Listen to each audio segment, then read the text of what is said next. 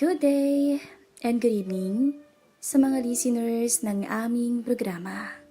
Pakinggan po natin ang istoryang ibabahagi ko sa inyo.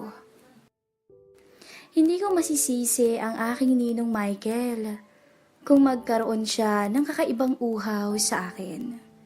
Simula kasi nang tumira kami ng mister ko sa bahay niya, ay napadalas ang pagsusuot ko ng manipis na sando dahil sa El Nino.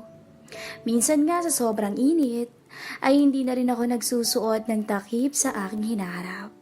Kaya naman nagpepiesta ang dalawang mata ni Ninong nang maaninag niya harap-harapan ang aking mga itinatago sa katawan. Kapag ganito nakikita ko ang aking ninong na tila napapanganga sa akin, ay nakakaramdam ako ng kakaiba. Kakaibang excitement at uhaw kasi ang nararamdaman ko kapag alam kong may ibang lalaking natatakam sa akin. Lalo pa sa ninong ko na matured na. Si Ninong Michael ay nasa edad 50 na. May 3 anak pero mga nasa abroad na. Ang asawa naman nito ay matagal lang yumao, kaya mag-isa na lang ito sa buhay. Bata pa lang ako ay talagang close na kaming dalawa. Matapos naming ikasal ng aking asawa ay nag-work kami agad sa Makati. Kaya naman nang nalaman ni Ninong na naghahanap kami ng mauupahan ng aking mister, ay sinabihan niya kami na tumira na lang sa bahay niya pansamantala para makatipid at makapag-ipon ng mabilis, lalo't malapit lang ang bahay nito kung saan ang opisinang pinapasukan namin ng aking mister. Sumang-ayon naman ang aking mister dahil paborito sa amin para mapabilis kaming makaipon at makapagpatayo ng sarili naming bahay. Dahil sa pagka-workaholic namin ni mister, ay unti-unting naging malamig ang pakikitungo namin sa isa't isa. Natuon lahat ng oras namin sa trabaho. Pag-uwi namin ng bahay, pagkatapos kumain, ay bagsak na agad kami sa kama. Ni kalabit ay hindi na magawa ni mister sa akin dahil sa pagod. Naalala ko tuloy nung mag-boyfriend pa lang kami. Walang araw na hindi kami nagpapakasawa sa kama. At yun ang bagay na parang gusto kong maranasan ulit that time. Isang beses, nag-file ako ng leave sa trabaho dahil masama ang pakiramdam ko. As usual, suot ko ang manipis na sando na tinernuhan ko ng maiksing short.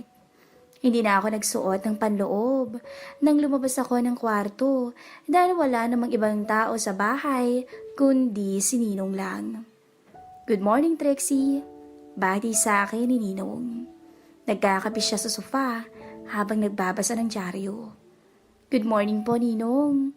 Tugon ko naman sa kanya. Late ka na yata gumising ngayon. Wala ka bang pasok?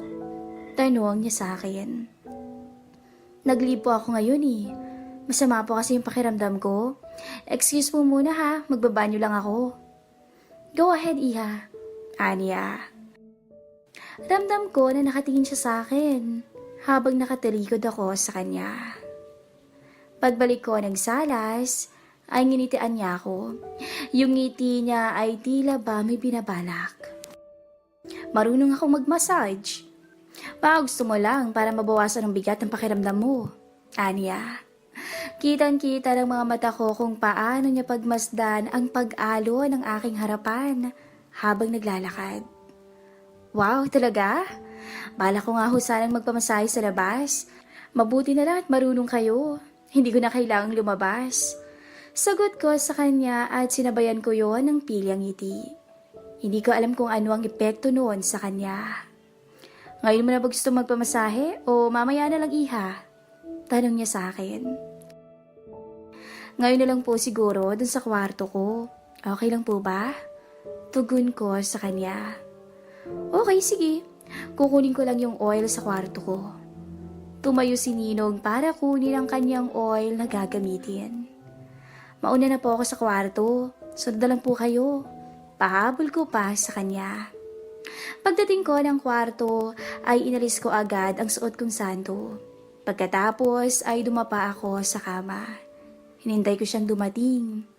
Ilang saglit lang ay may narinig akong mahinang katok sa pinto ng kwarto namin kahit hindi naman ito nakasara. Sipo, Ninong, tuloy kayo. Narinig ko ang yabag ng kanyang paa papalipit sa aking pwesto.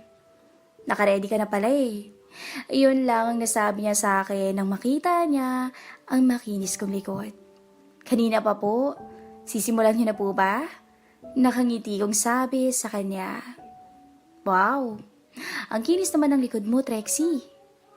Paghanga niya nang makita ng malapitan ang likuran ko. Tila di siya mapakali nang sulyapan ko siya.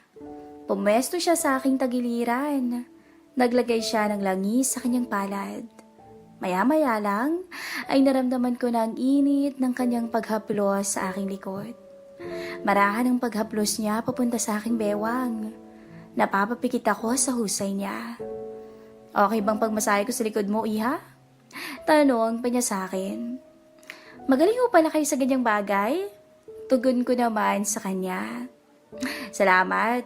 Kung ganito kasi ang imamassage yung katawan, talaga namang gaganahan ka. Sagot dito sa akin. Ano naman pong iba sa katawan ko sa mga dati mong namasahe? Natatawa kong tanong sa kanya. Well, iba kasi yung pagkakinis ng kutis mo. Parang high class kumbaga. Sagot niya sa akin. Sa puntong yun ay parang dumidiin ang kanyang kamay. Hindi naman masakit, pero lalong nakaka-relax ang bawat pasada niya sa aking likod. Likod lang ba ipapamassage mo? Tanong niya sa akin habang patuloy lang sa ginagawa. Sa likod lang muna, Ninong. Ang husay niyo kasi, pero mamaya sa hita ko naman.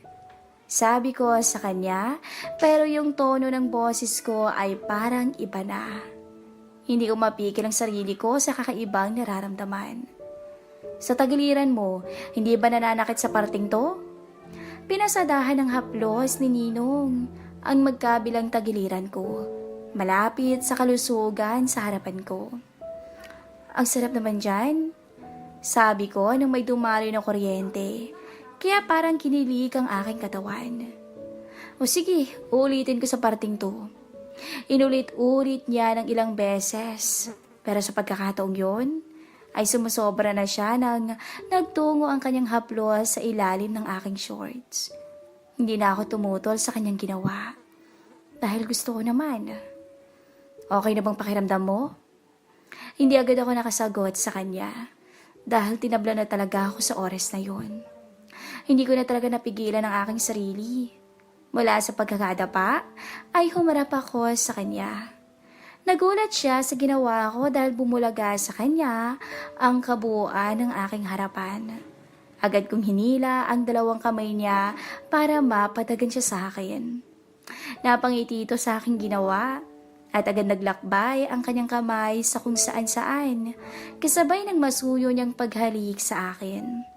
Sa sobrang uhaw ay gumanti na rin ako. Sa puntong yun ay nawala ako sa aking sarili. Tuluyan na akong naging alipi ng aking kahinaan. Nawala sa isip ko na meron na akong asawa. Nalimutan ko rin na ninong ko pala siya. Bumaba ang halik ni Ninong mula sa aking tenga, papunta sa leeg, at bumaba pa ng tuluyan. Kakaibang kiliti ang naramdaman ko ng oras na yun. Wala nang atrasan to. Kung itutuloy niya to, ay ibibigay ko ang aking sarili ng buong buo. Pero kung hindi naman, ay magmamakaawa ako. Hindi ako papayag na mabitin ako. Ilang saglit pa ay hinablot niya pa ibaba ang suot kong shorts at ibinukas ang aking mga hita. Agad siyang pumwesto sa aking pagitan. At nagkatitigan kami habang yakap-yakap ko siya sa batok. Iha, ilang babae na ang nabaliw dito. Pagmamayabang niya pa sa akin. Pagkasabi niya noon, agad akong napasulyap sa kanyang ibaba. Inalis na rin pala niya ang kanyang suot na shorts. At para akong natakot sa malahiganti kong nasilayan. Hindi ba ako kawawa dyan? Halos doble yan sa asawa ko, Ninong ah. Tanong ko sa kanya na parang na-excite pa na may halong kaba dahil ngayon lang ako makakaranas ng ganito. Ako bahala, iha. Kumapit ka lang. Pagkasabi niya noon ay muli niyang sinuyo ang aking labi. Hanggang sa napapikit na lang ako nang tuluyan kong matamasa ang pag-iisa naming dalawa. Para akong bumalik sa pagka-inosente at parang naging first time ko ulit that time. Medyo nahirapan ako pero hindi naglaon. Ay para na akong mababaliw sa tindi ng tinatamasa. Noon ko napagtanto na totoo nga ang sinabi ng aking ninong na marami na raw nabaliw sa kanya. Nadagdagan pa nga ang mga babaeng nabaliw. At ako yon. Halos mamuti na ang mga mata ko ng mga oras na yon. Napayakap ako sa kanya ng mahigpit na para bang ayaw ko na siyang pakawalan pa. Tumagal ng ilang oras ang pagpapakasasa namin ni Ninong. Tagaktak ang aming pawis at hingal na hingal pagkatapos. Habang nag-aayos ng sarili, ay umamin sa akin si Ninong. Matagal na akong takam sa'yo. Hindi lang ako makahanap ng tiyempo. Tsaka hindi ko rin alam kung papatol ka sa akin dahil may asawa ka na. Paliwanag niya. So, paano yan, Ninong? Nakaisa ka na sa akin. May bala ka pa bang ulitin to sa akin? Ito kaagad ang aking sinabi. Ikaw ba? Gusto mo pa bang ulitin to? Ibinalik niya agad ang tanong sa akin. Kung hindi malalaman ng asawa ko, bakit naman hindi? Nakangiti kong sagot sa kanya. Sa paglipas ng mga araw, lalong tumindi ang aking pagkakasala.